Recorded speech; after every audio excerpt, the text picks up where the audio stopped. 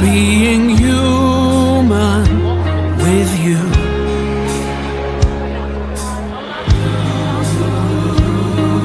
Together we can find a way.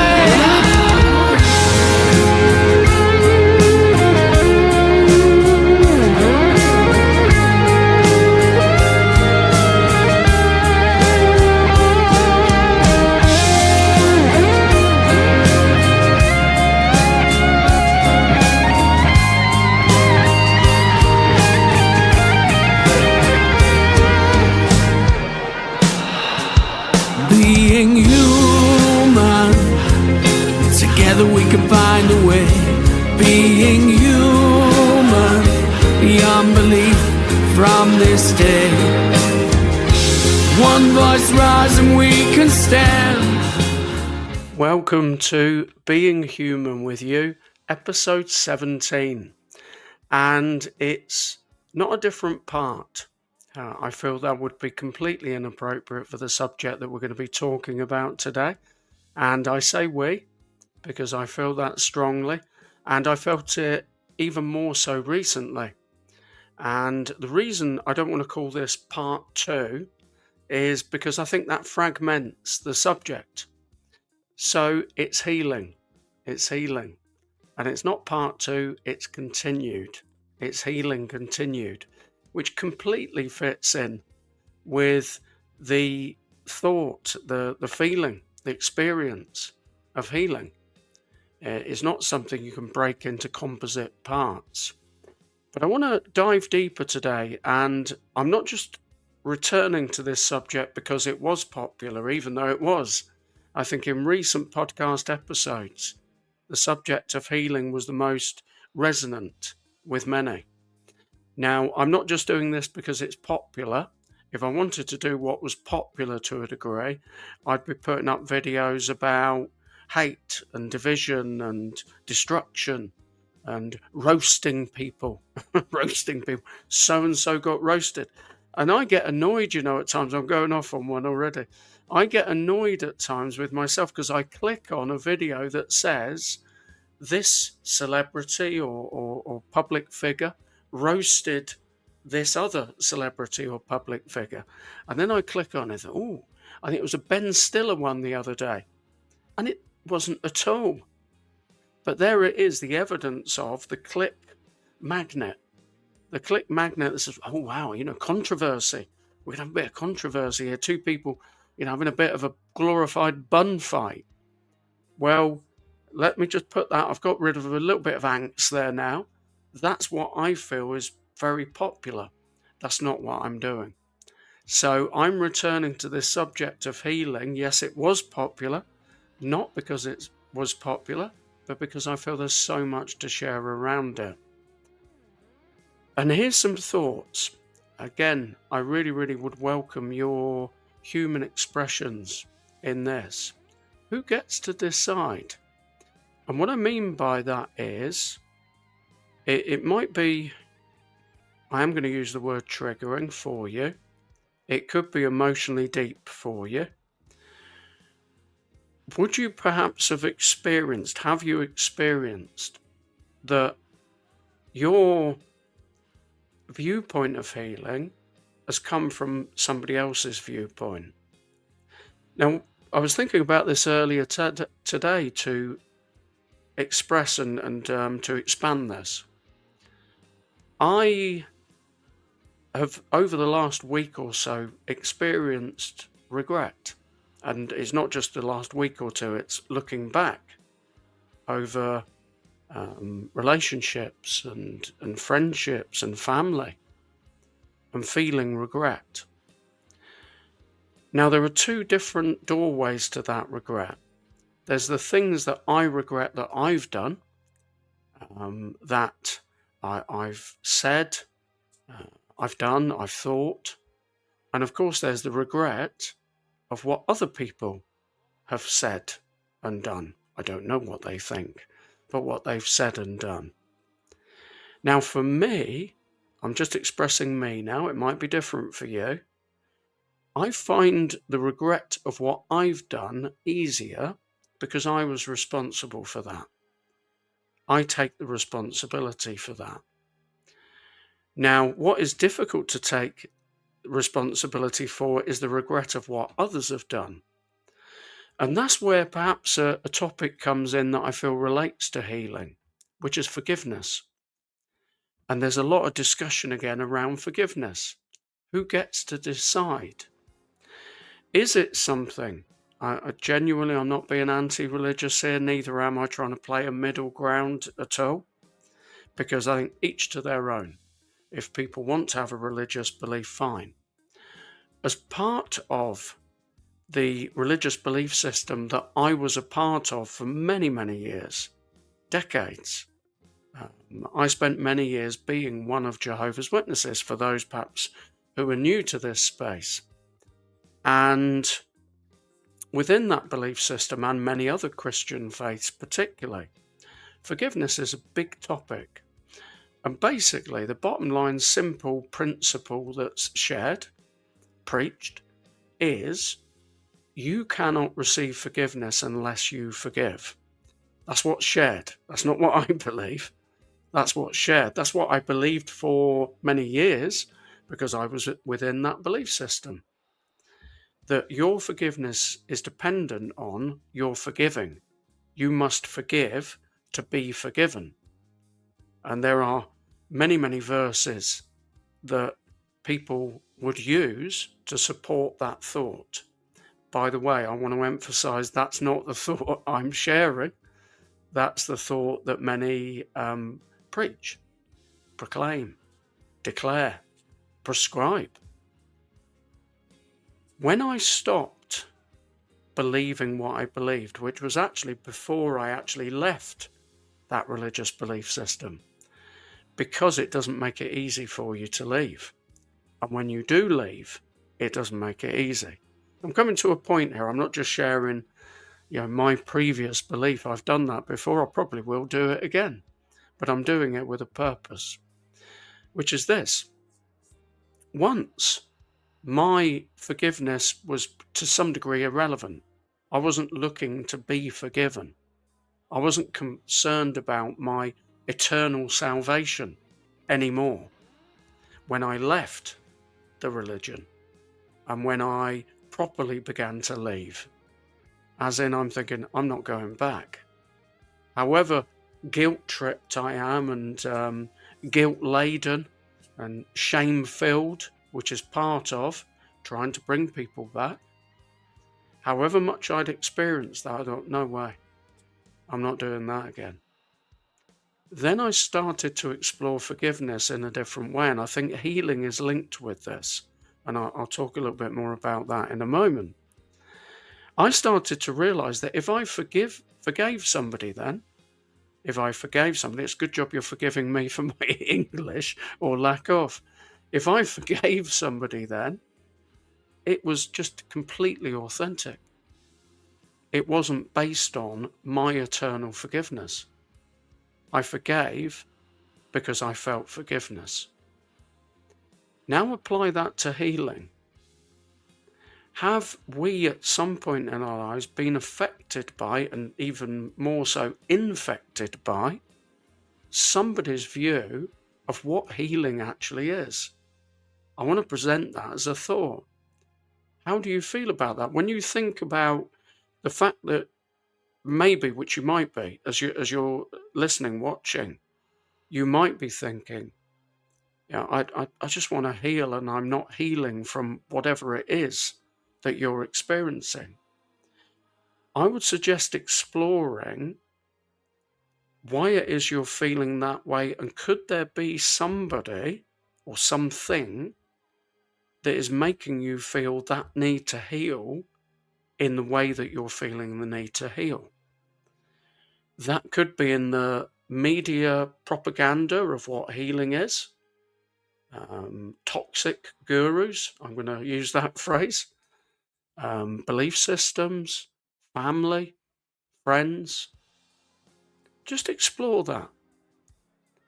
What does healing have to be? And maybe is that attached to somebody else's view of what healing is? Somewhere in your life, you've experienced somebody making you feel that healing equals this thing. This is how healing should be. And I'm going to use an example which is fractionally milder than my religious experience. I have used the term, and it is a term, which is religious trauma. I've known people who have taken their own lives. That's not an easy subject to talk about, but it is one that's necessary to talk about. Mental health, mental wellness, and individuals just got to the point within the religious organization that I used to be in, Jehovah's Witnesses, where they just couldn't cope anymore. And they couldn't cope with the vitriol, the vindictiveness, the wickedness that was portrayed towards them, the fact they became demonized, not even dehumanized. They were dehumanized, definitely, but they actually became demonized without really any legitimate grounds at all. Perhaps, possibly, it's controversial. I know I'm kind of going in deep now. Maybe their sexuality didn't match the belief system that they were part of. Therefore, they could see no way out because of the evil and wicked. I'm not even going to use the word treatment. I can't think of a word. They were, cast aside, and the language and the way they were treated by those who were meant to be family and friends. And they ended up taking their own lives. Not just that religious organization, not just Jehovah's Witnesses. That's happened in many other belief systems as well. So, it's deep, I know. That could be a major influence, of course, on how we view forgiveness. Not an easy thing to talk about at all. So that's something to think. Where does my view of healing come from? Is this how I feel? Or maybe actually, am I struggling to heal because that's how somebody else has made me feel? And the slightly milder version that I'm going to share is when I went through a period of personal development and I was receiving some support. And the individual said to me, you've still got some healing to do. And the way it was said actually made me feel like I was incomplete. I was, fragmented. I had quite a way to go. Probably I'd need some more sessions to get to that point. This is where I feel it's a it's a minefield within personal development, coaching, life development. To some degree, I'm not talking about professional counseling necessarily, even though, that's something to be cautious around. But it's difficult, isn't it, when we're in that position and we're looking for solutions, ways out. And what I'm doing, within what I'm doing, is I'm not prescribing. What I'm saying is trying to find ways within. Of course, there are cases, just in case somebody bombards the comments and says, but hold on a minute, I wouldn't say that for if there are, clinical issues. And we may well need professional help.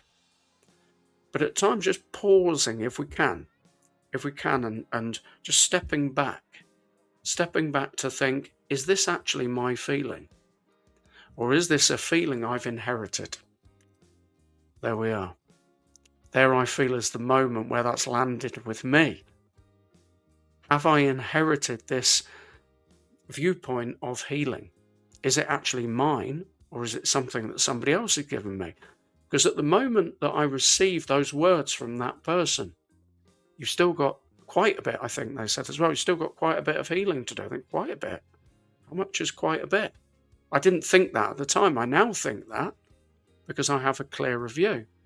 And I look at it and I can now see what was happening. And I did feel like I'd failed because I had more healing to do. I still do. These last couple of weeks that I talked about, that feeling of regret, and the regret I feel, yes, towards things I've said, done, thought, yes. But that's in some ways easier. I still feel that. For me personally, that's easier because I can do something about that. But when it's other people and they're not doing something about that, and there are people who say you should forgive them. Again, I know somebody might say, well, what forgiveness means is for you. But there are things that are unforgivable. And also we get to decide. It's not something that, unless you have a belief system, okay, I'm not looking to try to take that away from you. Because of the belief system and the perception of it, your forgiveness is dependent on you forgiving. That's a trap, in my opinion, from my experience, because that's not true forgiveness. If my future depends on me forgiving other people, well, I'm only at times then perhaps forgiving other people because my future depends on it. Whereas forgiveness and healing is deeper. So let's return back to healing. If we now begin to identify, okay, that's somebody else's viewpoint or a belief system viewpoint, it's not actually mine. Then the next step, I have looked into this and I have reflected on this quite deeply, meditated if you like, which is this. For me, at that point, when I'm feeling that regret, when I'm feeling loneliness, when I'm feeling isolated, when I'm feeling trapped in emotions, I'm not trying to get rid of the emotion. I remind myself as much as I can, I've had emotions like that before, and I recognize it as an emotion that I've had previously. Similar. Might be different, but similar. I've had this feeling before. And then rather than trying to get rid of it, I let myself be with it. I let myself be with it. Now, in some ways, some could say that's what healing is. But it's not this constant need to be resolved, resolved. If we're trying to resolve, as a musician, this has just come to me as a songwriter. Sometimes I like music that's not resolved. There's a classic, I think this is correct in saying, musically, the G chord is effectively known as a coming home chord. When you return back to that chord, it creates that feeling of resolving. So it's not an augmented chord. It's not a chord that feels a little uncomfortable. It's like, oh, wow, great. We're back home now. Think of that with regard to healing. And again, what sometimes people might promote. So I've come to terms with certain experiences in life, ones I've caused, ones that have been caused to me. That's the one that's the harder for me. The ones I have, it's not just, I've been that, it only took me weeks. Sometimes it's still now. That's where I challenge this thought of healing being some complete resolution, resolution. I challenge that. I wonder how you feel. Because if we're being with the feeling, remorse, regret, disappointment, frustration, anger, I'm not sure of the rules in YouTube on swearing. I'm going to bleep this bit. I'm going to say it how I feel it, but I will bleep it, okay? Also not to cause offence, because you never know who's watching. So just for the ears of others. When you get absolutely and you are so off with what the situation you're in, and perhaps yourself. You get that feeling. For me personally now, which is not prescribing, I accept that. I accept that feeling. At this moment in time, I've got a fractional knot in my stomach. It's been there for the last few minutes. So I'm not wanting to go into kind of like a tirade, but I'm feeling that emotion there. But I accept that. I accept that. It's easing fractionally now. It's easing even more because I've accepted it. So it's this release, appropriate release of emotion. Emotion passes. Tracy, L.C. Wilson, we did a little bit together a period of time ago. I know Tracy works within a realm of providing support for others, breath work, a variety of other things that Tracy does. Compassionate coach, TLC, Tracy L.C. Wilson. And I remember, I'm sure Tracy said to me that emotions are only meant to kind of last in the body for 90 seconds. Something like that. I might be misquoting. But emotion is passing. It should move. It should move. So it's finding ways to move it. Now, again, I'm not simplifying.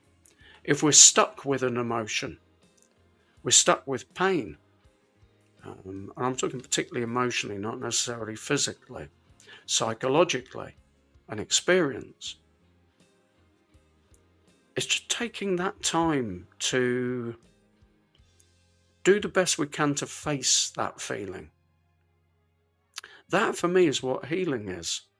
Healing isn't an overcoming. So back to again this missing piece. You've got quite a bit more healing to do yet.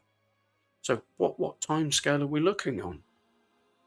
That's now how I would answer that. I would, because that's how my mind works now. So with this time scale, I've got quite a bit more to do. That sounds like a building project.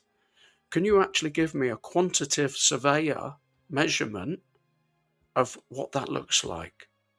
So are you saying weeks, months, years? How can you define that? Can you explain back to me what you mean by you've still got quite a bit of healing to do? I'd like you to put that in terms that I can measure, please.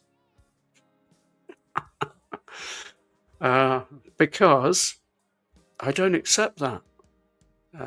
Because I'm thinking, what a flippant, ridiculous thing to say. To be completely upfront and honest.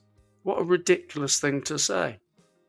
Yet, these phrases are trotted out every day. And I know at times, I will even say, the individual involved, I don't think they were being hurtful, harmful. I don't think there was any malice in what they were saying. But there certainly was a lack of thought. Because we should accept that we are all 100% categorically incomplete. So rather than this perhaps guilt that's around healing, there must be something wrong with me. If I'm not healing, there must be something wrong. Well, we're probably not healing as much as we could because we're feeling there's something wrong. That's where the toxic nature of healing comes in. You need to forgive. You need to move on. Let it go. Surrender. Surrender control to some degree, I agree. I definitely do. But I also feel, again, this is open to discussion. I'm just expressing me. I'm not prescribing. Definitely not. That's in our terms and in our way. This superficial spirituality, I've seen it. I've been inside it. I've probably been it as well, I'm sure. Now I feel far more real and authentic. All of the emotions I have are mine. I can't blame an invisible entity for how I feel. I can't blame temptation, for example. I'm me, and these things I think and feel are mine. They don't belong to some influence. I am influenced, as we all are, of course, but I take responsibility for that. And I take responsibility for how I feel. And rather than this feeling of healing being something's missing, if you're not healing, something's wrong with you. So one of the few times I will make a statement, I will, I can, because I'm making it from my point of view. The fact that you don't feel completely healed 100% doesn't mean there's something wrong with you. Doesn't mean there's something missing.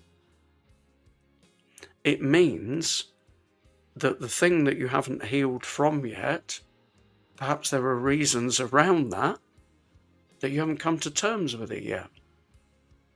And part of that, which is the discussion we're having here, is trying to find the time and the means to step back and actually think, why?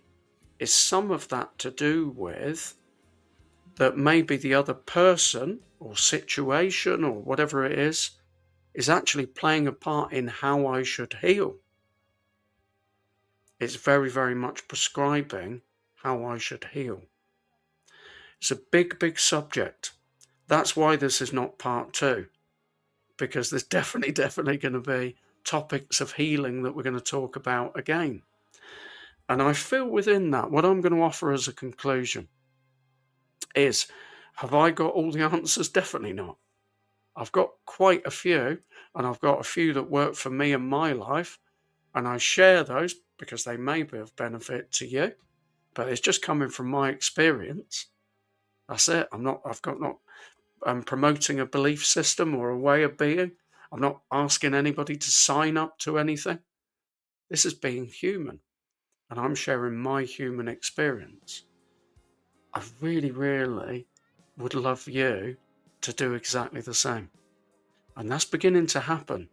That's a really, really exciting part of this podcast, because the comments are beginning to become more populated.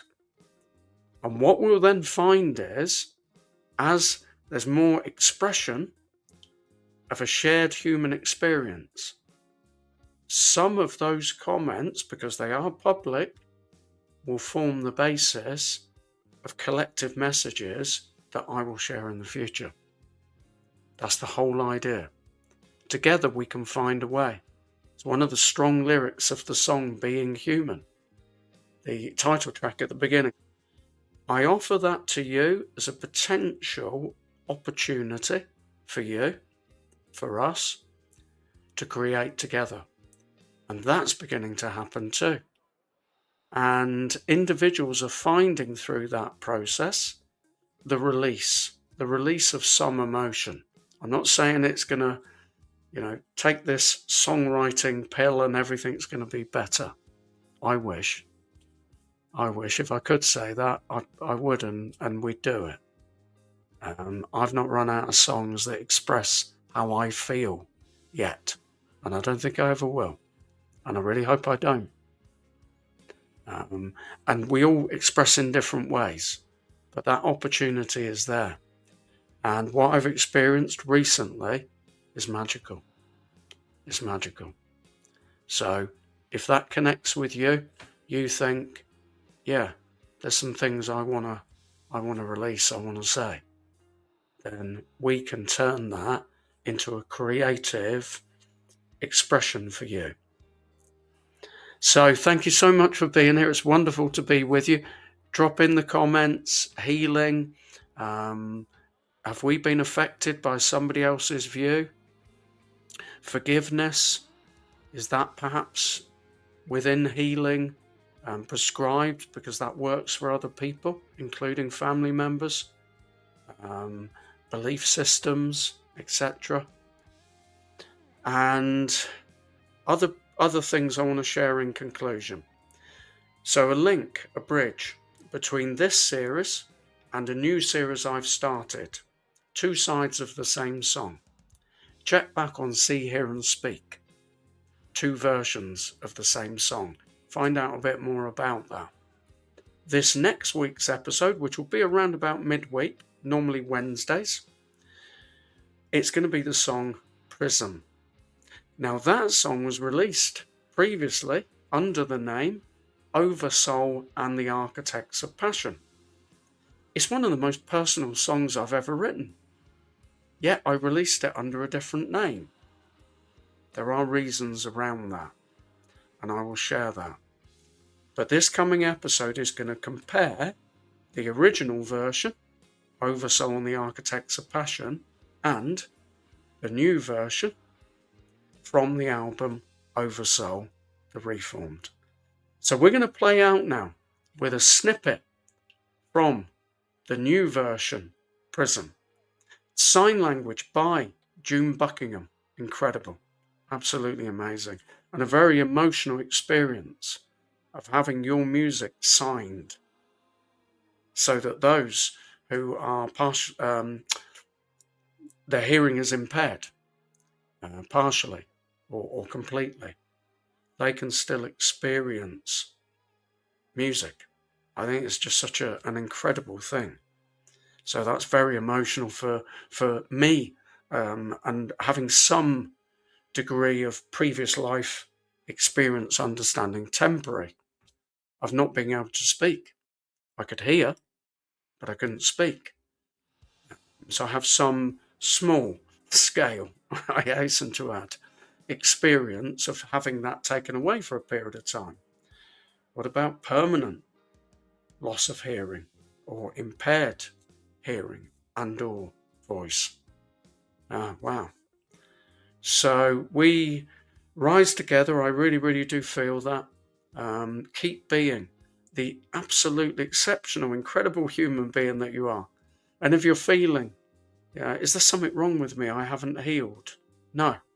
If people are making you feel there's something wrong with you, you haven't healed. That's probably, in many cases, because they mean well. In many cases, I can't say all, but in many cases, they want you to feel better. And also, at times, it doesn't work for them. They want you to be a you because that's better for them. That's not necessarily adversely selfish. It could be, but also some people, they just want you to get over it. You're still banging on about that. As I said in the previous episode 15, where we talked about healing.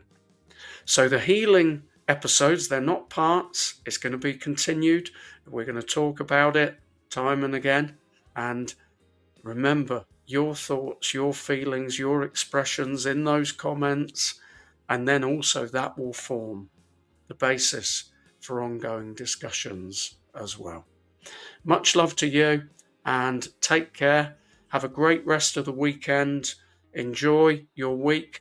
TikTok lives, fractionally. Sometimes I'm there, sometimes I'm not. Go and have a look.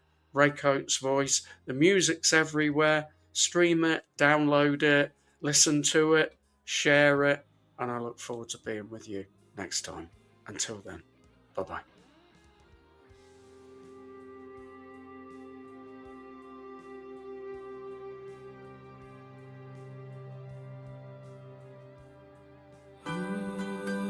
Let your light shine. Wander down the narrow lanes that lay across the pathway of my innocence. Loyalty had shaped the younger me, but dawn is now closing on the year of defense. How can you gather the pieces of yourself once fractured? Can you heal a soul schism, move your mind? Truth's never really hard to find. From prison to eternity, prison. Let your light shine.